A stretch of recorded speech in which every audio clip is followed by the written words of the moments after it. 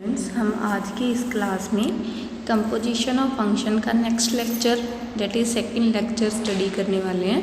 ठीक है, functions topic का ये 7th लेक्चर है, जिसमें हम रिलेटेड कल हमने एफ ऑफ जी और जी ऑफ एफ करना बताया था आपको लास्ट लेक्चर में।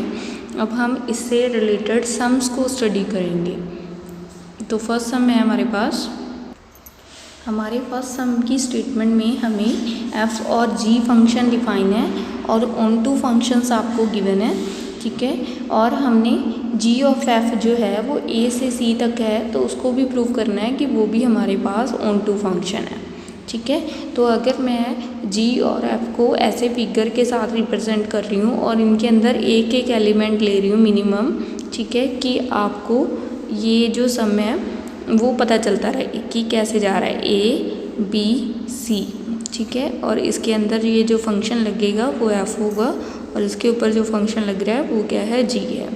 इसके अंदर मैं मान लेती हूँ x है, इसके y है और इसके अंदर z है, क्योंकि मिनिमम हमें ये जो सम है वो करना आ जाएगा इस एक एलिमेंट को लेके। बाकी मिनिमम x1 x2 x3 आप कितने भी लेट कर सकते हो, मिनिमम एक हम ले रहे हैं क्योंकि हमने ऑन टू प्रूव करना है। ठीक है, तो अब हमारे पास g और f दोनों ही ऑन टू गिवन है, हमने बताना है कि g ऑफ f भी ऑन टू है।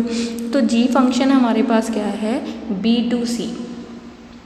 ठीक है, ऑन टू की डेफिनेशन क्या कहती है, फॉर एवरी, अगर इसमें से एलिमेंट चूज़ कर रहा है, इसके एलिमेंट को हमने z माना है, c के एलिमेंट को, तो इसके एलिमेंट को y मानना है, तो हर z के लिए पीछे क्या मिल रहा है, y मिल रहा है। अगर z1 एलिमेंट है उसके लिए y1 मिलेगा, z2 एलिमेंट है उसके लिए y2 मिलेगा।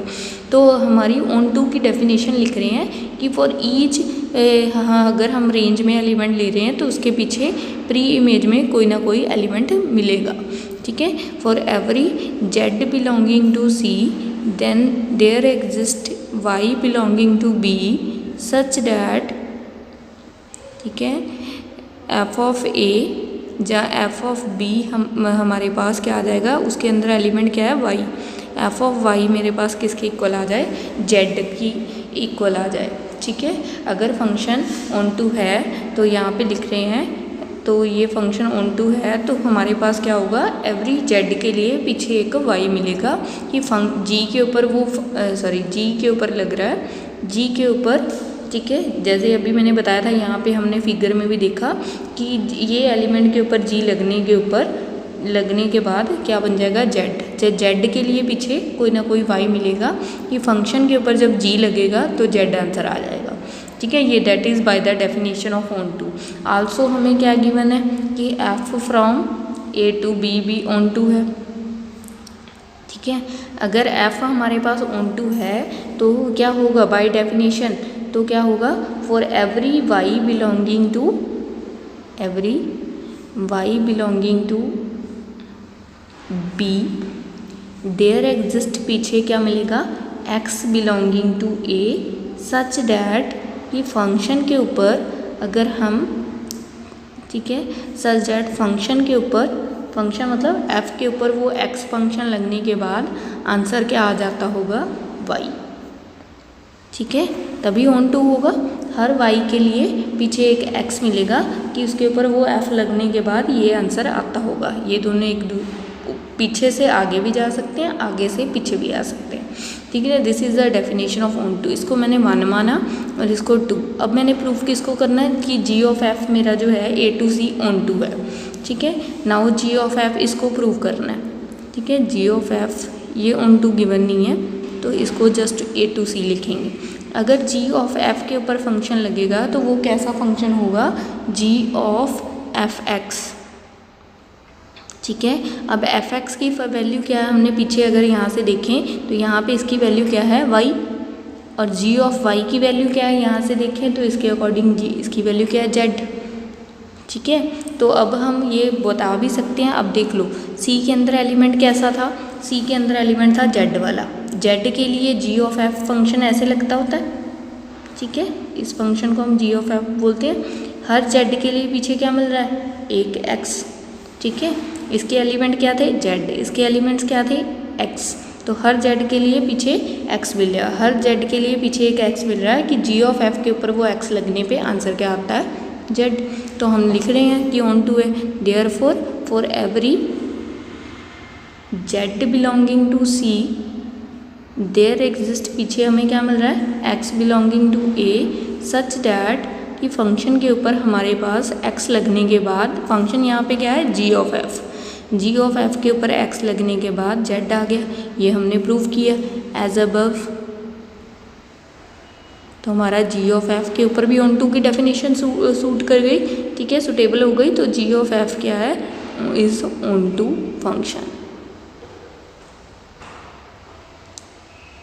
नाउ हमारे नेक्स्ट सम की स्टेटमेंट है, इस सम में हमें फंक्शंस गिवन है F and G such that कि उनका जो कंपोजिट है that is G of F वो डिफाइंड भी है एंड 1 1 भी है, ठीक है, कि आपके पास कोई भी फंक्शन है, कोई भी हम कंसीडर कर सकते हैं, उनके ऊपर आपने ये कंडीशन सुटेबल करवानी है, जी ऑफ एफ डिफाइंड हो और जी ऑफ एफ 1 1 हो।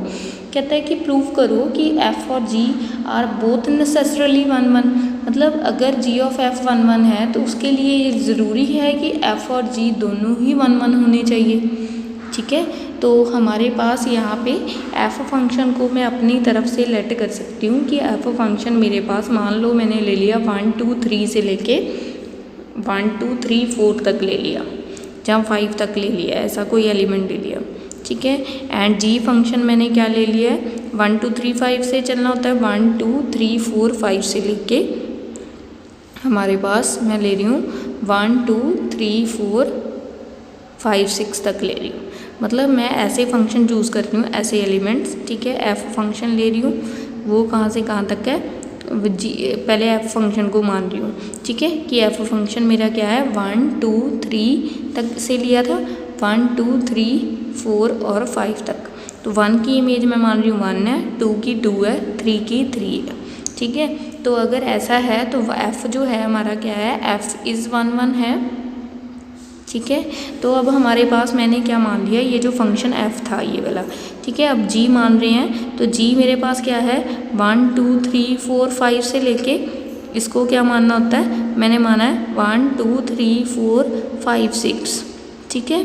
ये 1 1 इसलिए है, आप चेक कर सकते हो, डिस्टिंक्ट एलिमेंट्स ऑफ ए उसकी डिस्टिंक्ट इमेज है, तो डिस्टिंक्ट एलिमेंट 3 पुट करने पे 3 आ रहा है, 3 पुट करने 2 पुट करने पे 2 आ रहा है, डिस्टिंक्ट एलिमेंट्स की डिस्टिंक्ट इमेज है, तो f1 1 होता है बाय द डेफिनेशन ऑफ 1 1, ठीक है। g फंक्शन मेरे पास ये था, तो इसको मैं मान रही हूँ कि ये 1 1 नहीं है, तो g को मैंने माना है 1 to 1 2 to 2 3 to 3 4 to 4, ठीक है। 5 का भी 4 ही मान लेती हूँ, ठीक है।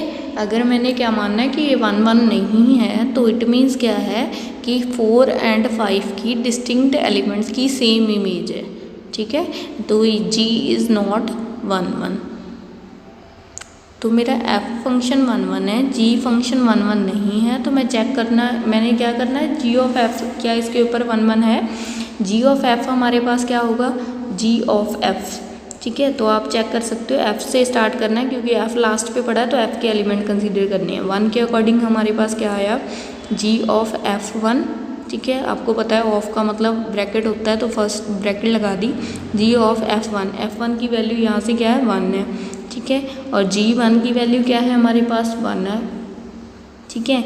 और g ऑफ f2 2 एलिमेंट्स के अकॉर्डिंग, क्योंकि तीनों का चेक करना पड़ेगा, g ऑफ 2 ये क्या आ गया, g ऑफ 2 हमारे पास ये क्या आ गया, g f2 की वैल्यू क्या है हमारे पास 2 है, तो g2 की वैल्यू भी क्या है 2 है। तो उसके बाद g ऑफ f3, तो g ऑफ का मतलब ब्रैकेट लगा दी, f3 की वैल्यू 3 3, ठीक है। अब डायग्राम से चेक कर सकते हो, g3 की भी वैल्यू 3 है। अब और कोई एलिमेंट चूज़ नहीं हो सकता क्योंकि फंक्शन f में पुट ख़त्म हो चुके हैं एलिमेंट्स, तो आप देख सकते हो डिस्टिंक्ट एलिमेंट्स मैंने पुट किए थे, उनकी डिस्टिंक्ट इमेज आई है, किसी का आंसर सेम नहीं आया।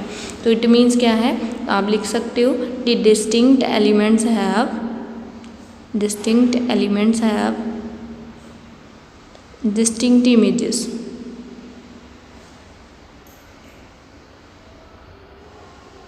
ठीक है। तो बोल सकते हो कि g of f, therefore g of f is 1 1, ठीक है।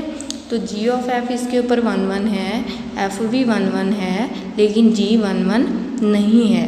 तो इसके क्वेश्चन को हमने सेटिस्फाई कर दिया कि जी ऑफ एफ 1 1 होने के लिए दोनों का होना ज़रूरी नहीं है। तो फिर किसका होना ज़रूरी है, इससे क्या पता चला कि एफ़ का होना ज़रूरी है। ठीक है, कैसे ज़रूरी है वो हम आगे प्रूव करके भी बताएंगे कि हर एग्जाम्पल के ऊपर ये सुटेबल है। ठीक है, इसका 1 1 होना ज़रूरी नहीं है, एफ़ का 1 1 होना हमेशा ज़रूरी है अगर जी ऑफ एफ़ को आप 1 1 करना चाह रहे हो। क्यों? क्योंकि एलिमेंट जो हैं वो एफ़ से चूज़ होके जाते हैं। ठीक है, अगर एफ़ ऑफ जी आपने निकालना हो एफ़ ऑफ जी को, तो जी के एलिमेंट का 1 1 होना ज़रूरी है, एफ़ का ज़रूरी नहीं है, कंपल्सरी नहीं है। ठीक है, तो इसको हम प्रूव करेंगे नेक्स्ट सम में। अब हमारे पास अगले सम की स्टेटमेंट है। नेक्स्ट सम में हमें क्या गिवन है कि थर्ड सम में are F and G are both necessarily onto. ठीक है, कि एफ़ और जी जो है नेसेसरली है कि ऑन टू होने चाहिए if G of F is onto. अगर G of F onto है तो एफ़ और जी का ऑन टू होना ज़रूरी है, तो ये हमने बताना है। तो ये सम भी सेम ही है, हमने किसी एग्जांपल के साथ हम बता सकते हैं। तो मैंने लेट कर लिया है कि एफ़ और जी फंक्शन में, ठीक है, कि क्या थिंग हमारे पास ऑन टू होनी ज़रूरी है। ठीक है, तो हमने पीछे से चलना होता है इस केस में, जैसे मैंने आपको बताया है ऑन टू में हम आगे से 1 1 में हम आगे से चलते हैं तो एफ़ का होना ज़रूरी है। ऑन टू में हम पीछे से चलते हैं तो जी का ऑन टू होना ज़रूरी है, एफ़ ऑन टू चाहे हो चाहे ना हो। ठीक है, जी ऑन टू में हम पीछे से चलते हैं तो पीछे वाले एलिमेंट को देखना है। ठीक है, क्योंकि ऑन टू में हम रेंज से डोमेन में जाते हैं, तो इसलिए इसमें जी ये लर्न करने का वे है कि जी का ऑन टू होना ज़रूरी है। ठीक है, लेकिन एफ़ 1 1 में हम आगे से चलते हैं तो इसलिए, ठीक है, मतलब प्री इमेज से इमेज की तरफ को चलते हैं तो उसमें एफ़ का 1 1 होना ज़रूरी है। जब आगे से चलेंगे तो आगे वाला एलिमेंट, जब पीछे से चलेंगे तो पीछे वाले एलिमेंट का ऑन टू होना ज़रूरी है। कैसे, एक एग्जांपल से बताते हैं। हमारे पास एफ़ मैंने ले लिया, मान लो कि 1 2 3 4 से ले लिया मैंने 1 2 3 4। तो अभी मैंने बोला कि वन का एफ़ का 1 ऑन टू होना ज़रूरी नहीं है। ठीक है, कैसे, तो हम जी को भी पहले मैं लेट कर लेती हूँ कि मान लेते हैं कि वो 1 2 3 4 से लेके 1 2 3 तक है।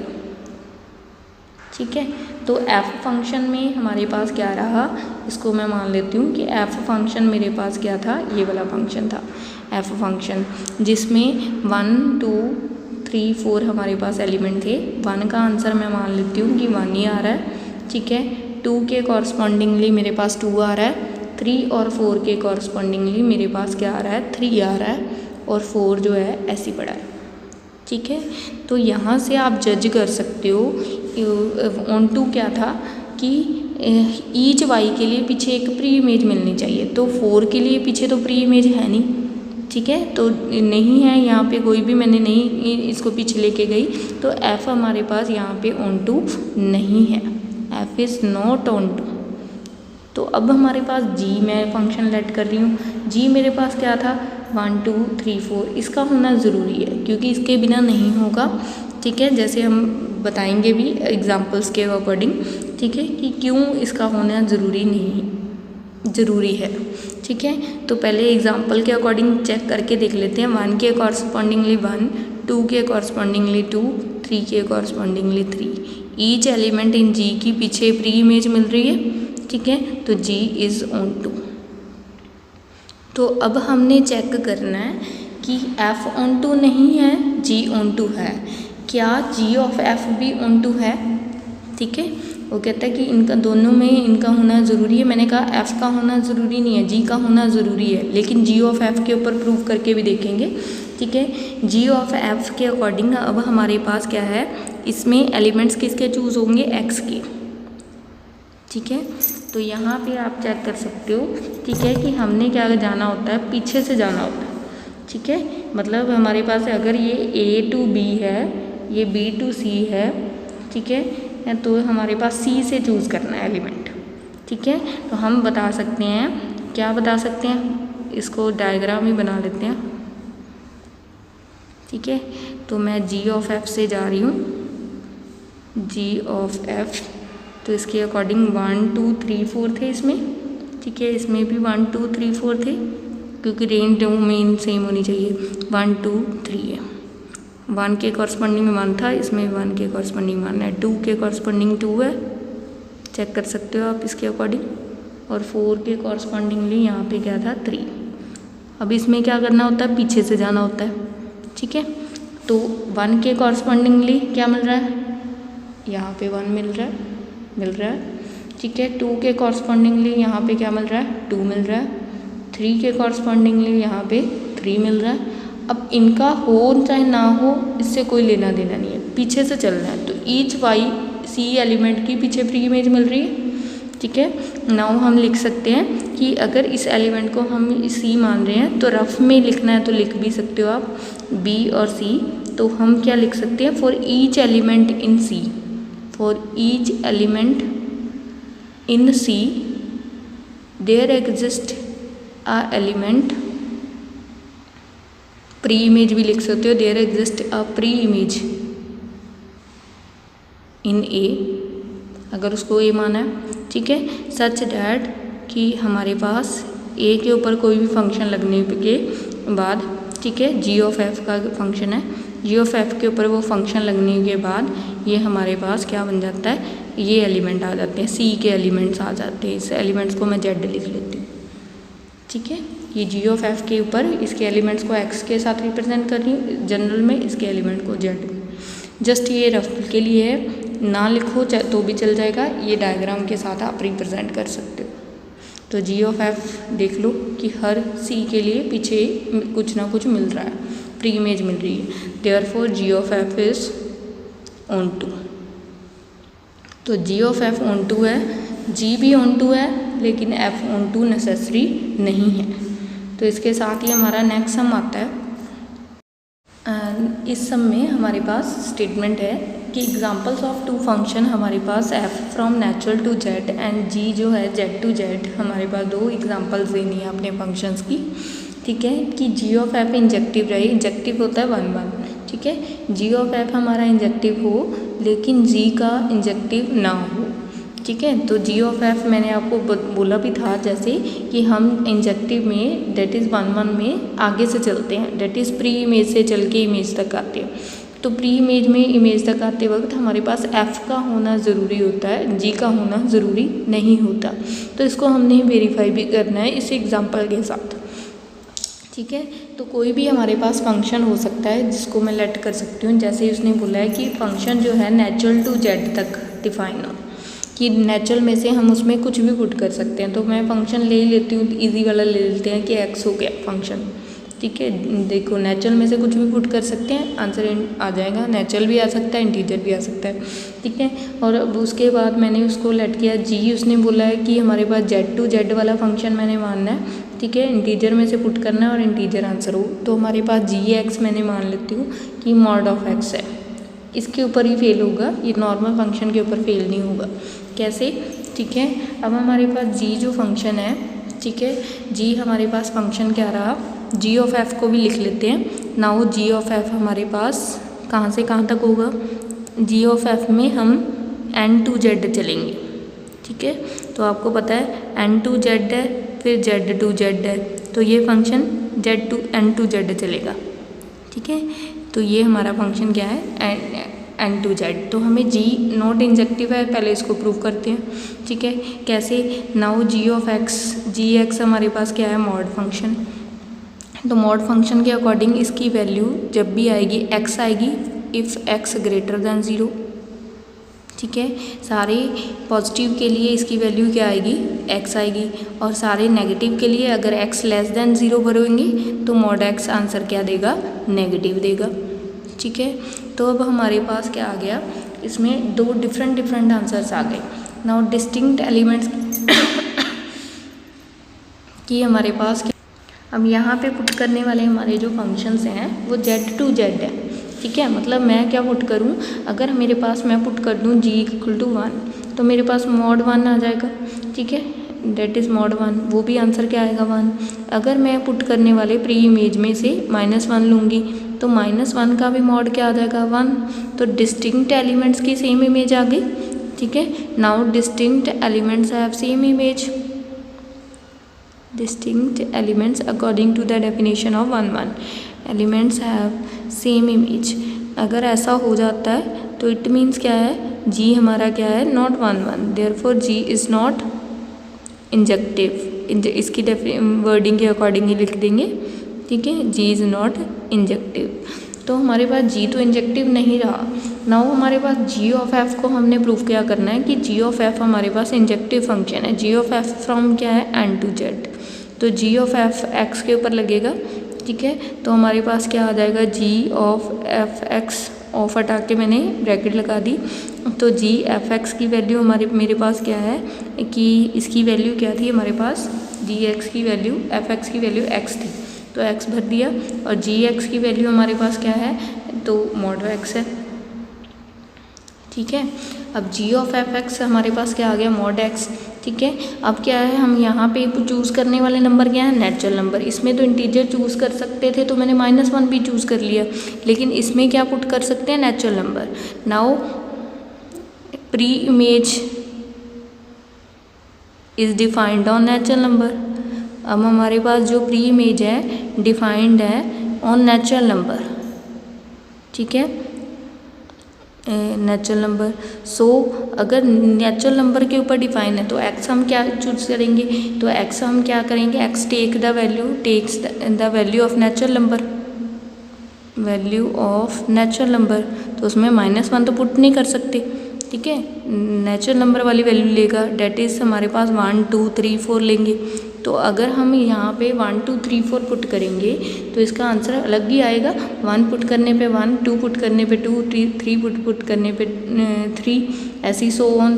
तो G of F X takes the value of natural number 1 2 3 4, तो G of F also take different values, G of F की भी डिफरेंट वैल्यूज़ आएंगी, G of F also take different values, therefore G of F क्या आ गई, G of F के case में अगर डिफरेंट पुट करेंगे तो डिफरेंट आंसर है, तो G ऑफ F क्या हो गया, ऑनटू हो गया, G of F is onto. अब देखो इन दोनों में क्या फ़र्क है, अब यहाँ पे भी ये फंक्शन G ऑफ F यही है, ठीक है। अब यहाँ पे Gx फंक्शन भी ये है, लेकिन Gs जो है, सॉरी ऑनटू नहीं था, यहाँ पे इंजेक्टिव था, नॉट 1 1 था G ऑफ F, ठीक है। तो इन दोनों में यहाँ पे नोटिस करने वाली थिंग क्या है कि यहाँ पे मॉड X था, ये भी मॉड X है, ठीक है। ये 1 1 नहीं है लेकिन ये 1 1 है, ठीक है। G ऑफ F ऑन ये जो 1 1 इसलिए है ड्यू टू द दिस,